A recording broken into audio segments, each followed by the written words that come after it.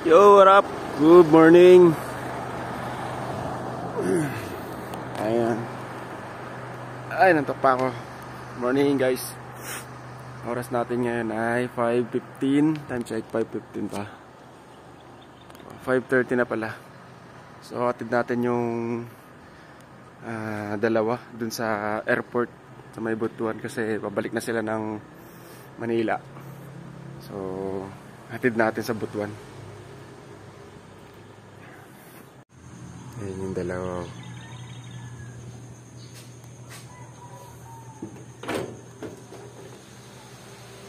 Good morning.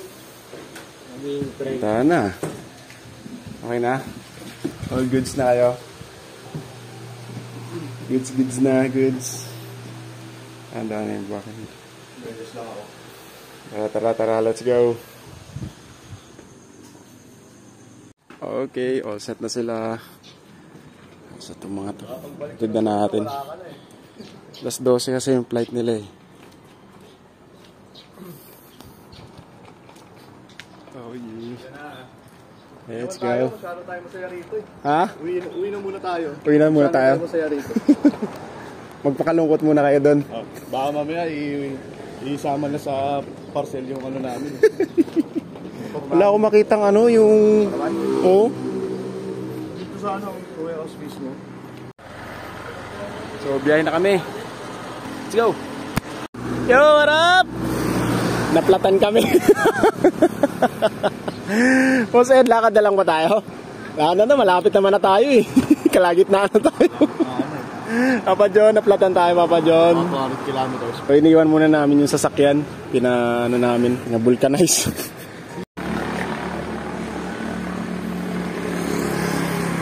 Naplatan pa nga.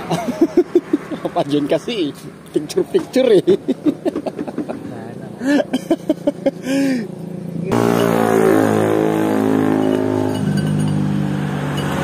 Alright, let's go. Okay na.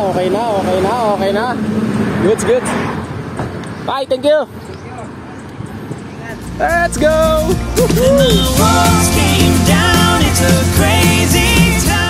Alright. Andito na tayo ngayon sa Butuan. Malapit na kami sa airport guys. Pahinga muna kami saglit kasi masyado pa maaga, mag-alas 9 pa lang. Flight naman nila alas 12 pa. So nakakita kami dito ng buko. So let's get around. Let's go.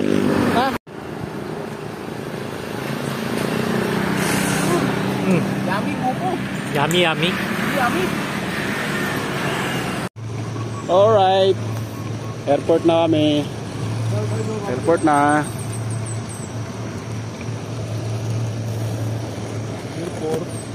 Grab.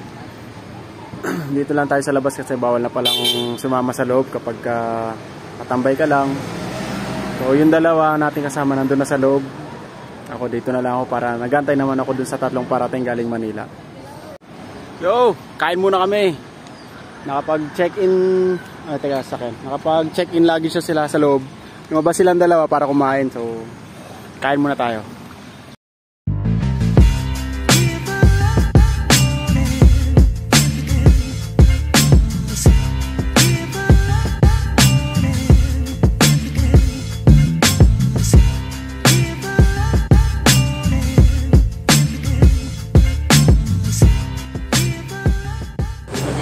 Okay.